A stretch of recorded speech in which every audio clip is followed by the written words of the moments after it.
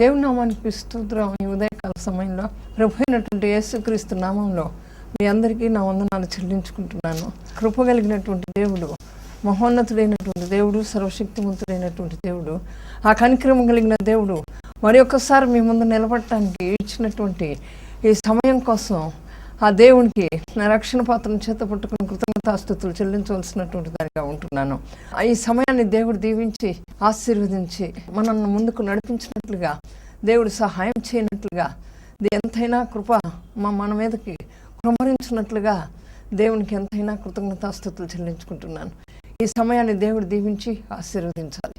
అయితే కళ్ళు మూసుకోండి, మనం ప్రార్థన చేసుకుందాం. మమ్మల్ని మిక్కిలి ఘనముగా ప్రేమిస్తున్న ప్రియపరులకు తండ్రి, మీకు స్తోత్రాలు.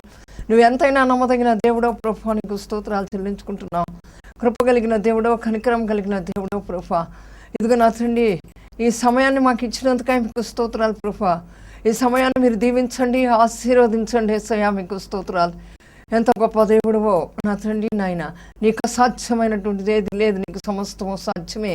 అసాధ్యమైన దాన్ని సుసాధ్యం చేసే దేవుడు. మేము ఈ చేపట్టుకుంటే విడిచిపెట్టి పాతాళ పాంచుల్లో అగాధపు లోతుల్లో పడిపోతామని మీరు మా చేపట్టుకుని నడిపిస్తున్న దేవుడు యేసయ్య. అయితే నిలబడతాన్ని నేను కాదు, కానీ నిలబెట్టుకోవారు మీరే ఉన్నారు ప్రభు, నీకు స్తోత్రాలు తండ్రి. అయితే నా తండ్రి, మీరు వాడుకుంటే నేను వాడబడతాను యేసయ్య, మీరు నిలబెడితే నేను నిలబడతాను యేసయ్య. మీ శక్తిని నాకు పంపిస్తే మీ శక్తిని నేను పొందుకుంటాను యేసయ్య, మీకు స్తోత్రాలు. మీ పరిశుద్ధాత్మ అగ్ని అభిషేకంతో నింపండి.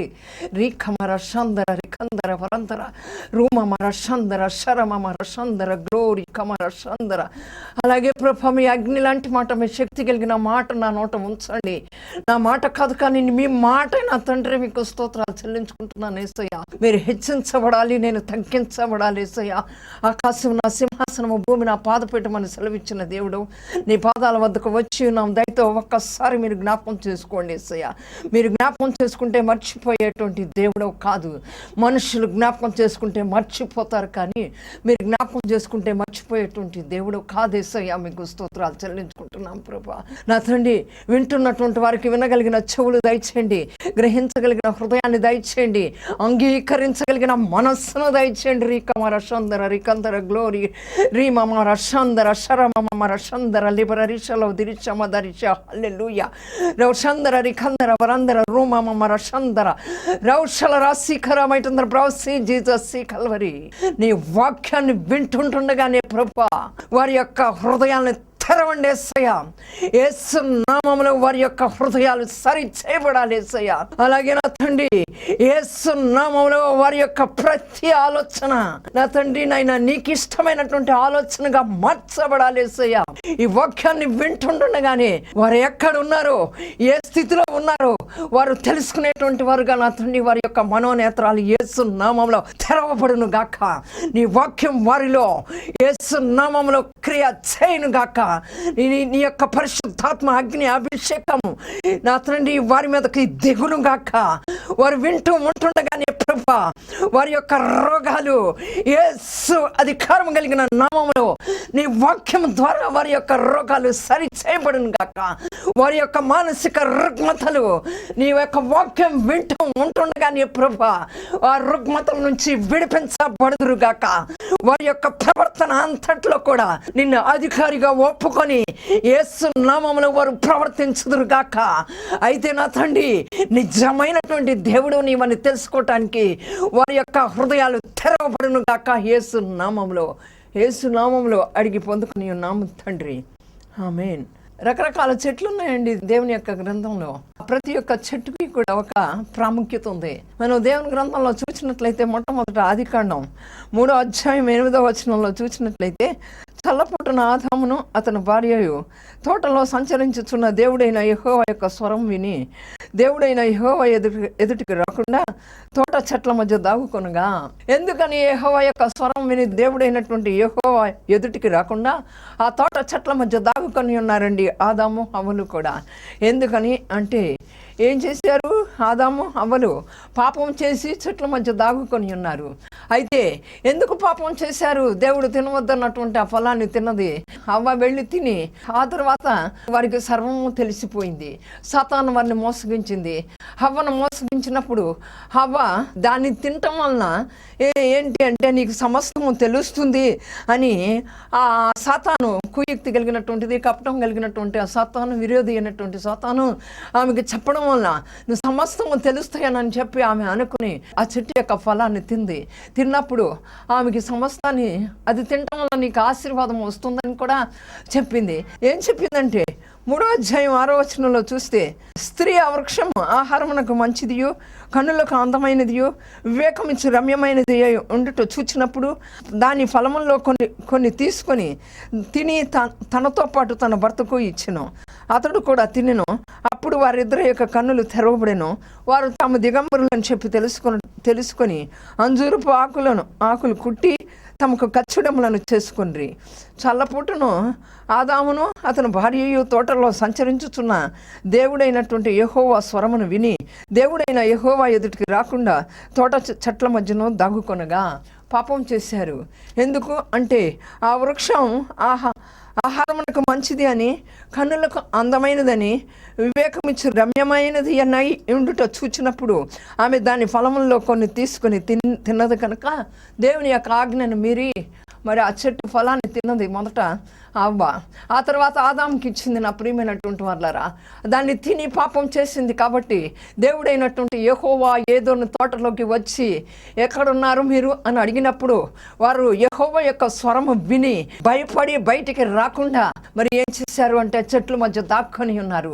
నా ప్రియమైనటువంటి దేవుని బిడ్డలారా, ఈ పగటి కాలంలో మనం ఒకసారి ఆలోచన చేసినట్లయితే మనము కూడా అలాగే పాపం చేసి దేవుని యొక్క స్వరం ఎన్నోసార్లు వింటూనే ఉంటున్నాం, కానీ దేవుని ముందుకు రాలేనటువంటి వారంగా ఉంటున్నాం. నా ప్రియమైనటువంటి వాళ్ళారా, అయితే దేవుడు మన కోసం దిగివచ్చాడు.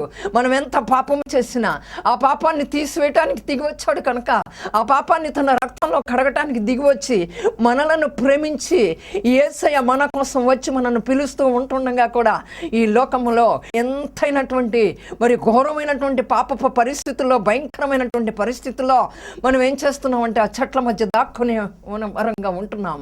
యెహోవా యొక్క స్వరం విని వారు ఎలా బయటికి రాలేకపోయారు, ఆ రీతిగానే ఈ లోకంలో అనేకమైనటువంటి చెట్లను ఆశ్రయించేటువంటి వరంగా ఉంటున్నాం.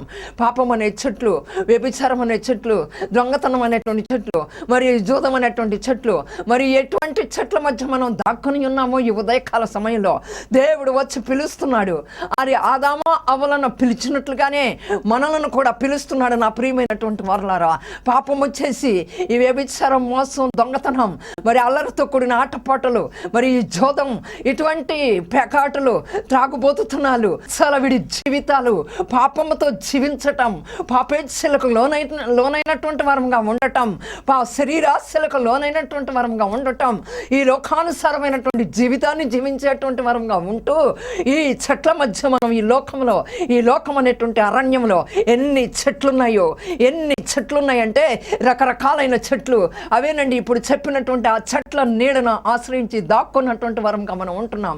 అయితే దేవుడు వచ్చి పిలిచినప్పుడు మనం పాపం చేసి ఉంటున్నాం కనుక ఆ పాపాన్ని మనం కడుక్కోలేక ఆ పవిత్రమైనటువంటి రక్తాన్ని చిందించినటువంటి యేసయ్య రక్తంతో మనం కడుక్కుని దేవుని యొక్క స్వరానికి లోబడి, దేవుని యొక్క ఆజ్ఞకు లోబడి మనం రాలేనటువంటి వరంగా ఉంటున్నాం. నా ప్రియమైనటువంటి వర్లారా, ఈ చెట్ల మధ్య ఎంతకాలం మనం దాక్కుని ఉంటాం. నా ప్రియమైనటువంటి వర్లారా, ఈ చెట్ల మధ్య నుంచి మనం, ఈ పాపపు చెట్ల మధ్య నుంచి మనం బయటికి రావాల్సినటువంటి వరంగా ఉంటున్నాం. దేవుని రాకడ అతి సమీపంగా ఉన్నది. మనం ఎంత కాలం జాప్యం చేస్తాం, ఎంత సమయాన్ని వ్యర్థం చేస్తాం. వస్తాడే దేవుడు, ఏదో చెప్తున్నారులే నన్ను అనుకోవటం కాదు, కానీ దేవుని యొక్క వాక్యం ఒక పొల్లైనా సున్నైనా కొట్టివేయబడుతున్న ప్రియమైనటువంటి వర్లారా. అయితే నీ మాట అయినా నా మాట అయినా మరి కొట్టివేయబడుతుంది, కానీ దేవుని యొక్క మాట పొల్లైనా సున్నైనా కొట్టివేయబడదు. ఈ లోకము దాని ఆశలు గతించను కానీ నా యొక్క మాట కొట్టివేయబడదని, నా యొక్క మాట నెరవేర్చబడుతుందని దేవుని యొక్క వాక్యం సెలవిస్తూ ఉంటుండగా మనం భయభక్తి లేకుండా విచ్చలవిడి జీవితాలతో మరి ఈ లోకంలో ఈ పాపాలనేటువంటి చెట్ల మధ్య దాక్కునేటువంటి వరంగా ఉంటున్నాం. ఆదాము అవ్వలు ఆ చెట్ల మధ్య ఎలా దాక్కుని ఉన్నారో మనం కూడా ఆ రీతిగా దాక్కుని పట్టుకొని ఈ పాపపు నీడ నుంచి బయటికి రాలేకపోతున్నాం. ఆ పాపపు రెక్కల నీడలో నుంచి, ఈ లోకపు రెక్కల నీడలో నుంచి బయటికి వచ్చి నిజమైనటువంటి ఈ క్రీస్తు నీడలోకి రాలేకపోతున్నాం. నిజమైనటువంటి రక్షణను ఆశ్రయించలేనటువంటి వారంగా ఉంటున్నాం. నా ప్రియమైనటువంటి వారలారా, ఎందుకు మనం ఈ దినాన కన్ను మూస్తే ఎక్కడ ఉంటామో మనకు తెలియదు. మనదంతా మనం చేసిందంతా కూడా మనం వెంట ఎక్కడికి వస్తుందో కూడా మనకు తెలియదు. మనం ఏం పట్టుకు వెళ్తాం అక్కడికి అంటే, నేను చేసినటువంటి ఆ పాపాలకి విమోచకుడై మరి మన పాపాల నుండి మనం విమోచించడానికి ఆ సిలువలో రక్తం కార్చినటువంటి ఆ యేసయ్యని మనం ఆశ్రయించి ఆ చెట్టు నీడలోకి మనం రావాల్సినటువంటి వరంగా ఉంటున్నాం. ఆ చెట్టు నీడన రక్షణ ఉంది, ఆశ్రయం ఉంది, ఆరోగ్యం ఉంది, అభివృద్ధి ఉంది, పాపికి పాప విమోచన ఉన్నది, మోక్షానికి మార్గం ఉన్నది ఆ చెట్టు నీడన. ఆ చెట్టు మన కోసం బలి అయిపోయింది. కానీ ఆ చెట్టు మరి మన కోసం బలి అయిపోయి మనకు మంచి నీడనివ్వటానికి, మన మంచిగా జీవింప చేయటానికి ఆ చెట్టు మన కోసం ఎదురు చూస్తూ ఉంటే మనం ఏం చేస్తున్నామంటే ఈ లోకంలోని పాపపు చెట్ల మధ్య తిరుగులాడేటువంటి వరంగా ఉంటున్నాం. ఈ చెట్టు నీడలను ఆశ్రయించేటువంటి వరంగా ఉంటున్నాం. నా ప్రియమైనటువంటి వారలారా, దేవుని యొక్క స్వరాన్ని విని, దేవుని యొక్క ఆజ్ఞలను గైకొని, దేవుని యొక్క మాటను విని మనం లోబడలేనటువంటి వరంగా ఉంటున్నాం. దినమెల్లా చేతులు చాపుతున్నాను, లోబడాలని ప్రజలకు శ్రమ అని దేవుని యొక్క వాక్యం సెలవిస్తోంది. అయితే మనము ఈ లోకంలో ఉన్నటువంటి ఈ పాపపు చెట్ల నీడ నుంచి మరి లోక రక్షకుడైనటువంటి యేసయ్యను క్రీస్తు అనేటువంటి చెట్టు నీడగా రావాల్సినటువంటి వరంగా ఉంటున్నాం. ఆశీర్వాదకరంగా బ్రతకవలసినటువంటి వరంగా ఉంటూ మరి ఏ చెట్టు నీడన ఉన్నావో, మరి పాపం చేసి ఈ లోకంలో ఏ పాపం చేసి ఏ చెట్టు నీడను ఆశ్రయించి ఉన్నావో నా ప్రియమైనటువంటి వారలారా, ఒక్కసారి ఆలోచన చేయండి. అయితే ఆ తర్వాత జక్కయ్య చెట్టు ఎక్కాడు. ఎందుకు అంటే ప్రభువును చూడటానికి జక్కయ్య చెట్టు ఎక్కాడు. లూకాసు సువార్త 19వ అధ్యాయం 4వ వచనంలో మనం చూసినట్లయితే జక్కయ్య మేడి చెట్టు ఎక్కాడండి. ఎందుకు ఎక్కాడు? మరి ప్రభువును చూడటానికి ఎక్కాడు. మనము జక్కయ్యలాగా చెట్టు ఎక్కేటువంటి వరంగా ఉంటున్నామా? ఎక్కి ప్రభువును చూడాలని అనుకుంటున్నామా? మనం ప్రభువును చూడాలని అనుకోవట్లేదండి. ఎందుకంటే మన సాంప్రదాయాలు అడ్డొస్తున్నాయి, మన కులాలు అడ్డొస్తున్నాయి, మన మతాలు అడ్డొస్తున్నాయి, మన యొక్క అంతస్తులు అడ్డొస్తూ ఉన్నాయండి, మన యొక్క ఐశ్వర్యం అడ్డొస్తూ ఉంది. కనుక ఇక్కడ చూడండి 19వ అధ్యాయం మరి 4వ వచనంలో, అప్పుడు యేసు ఆ త్రోవన రానయ్యుండిన గనక అతడు ముందుగా పరిగెత్తి ఆయనను చూచుటకు ఒక మేడి చెట్టు ఎక్కాను.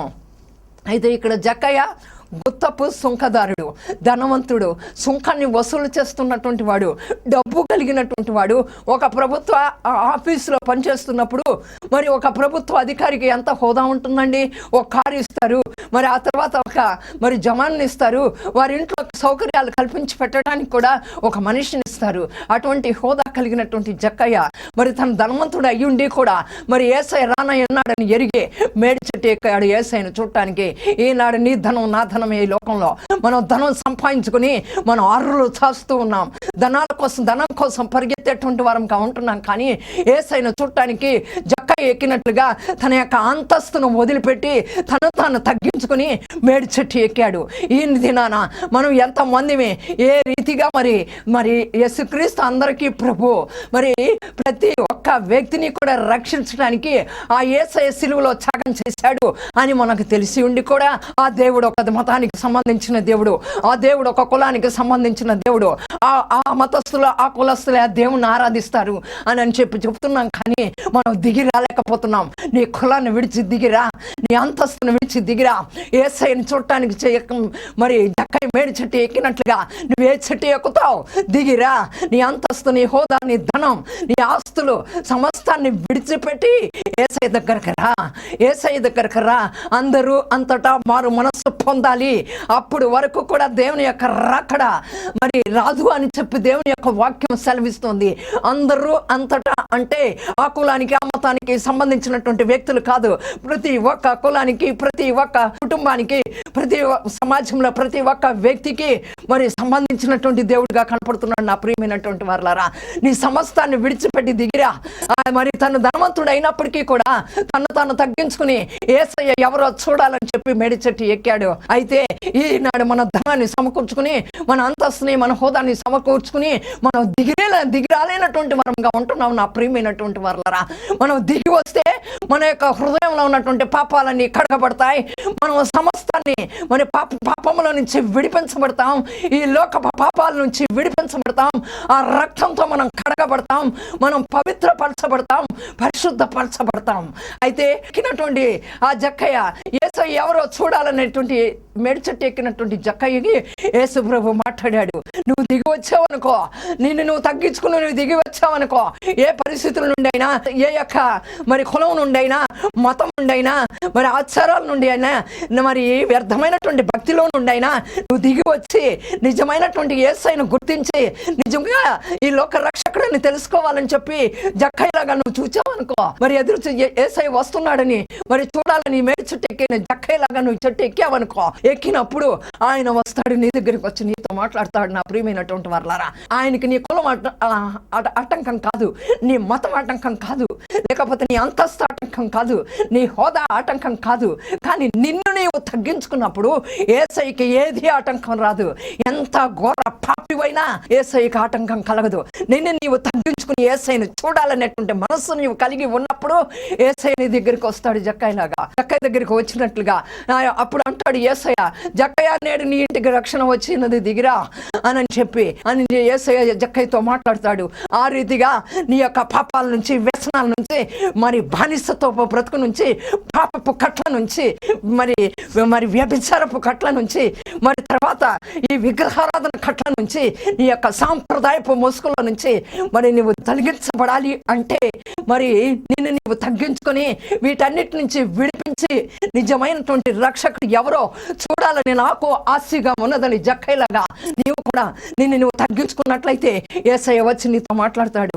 ఈ సర్వలోకాన్ని సృష్టించినటువంటి యేసయ్య, సకల సృష్టికి కారణభూతుడైనటువంటి యేసయ్య, ఆది యందు వాక్యం ఉండెను, వాక్యమే మన మధ్య నివసించిన, కృపా సత్య సంపూర్ణుడై మన మధ్య నివసించునని దేవుని యొక్క వాక్యం. భూమిని ఆకాశాన్ని కలుగచేసింది ఆయనే.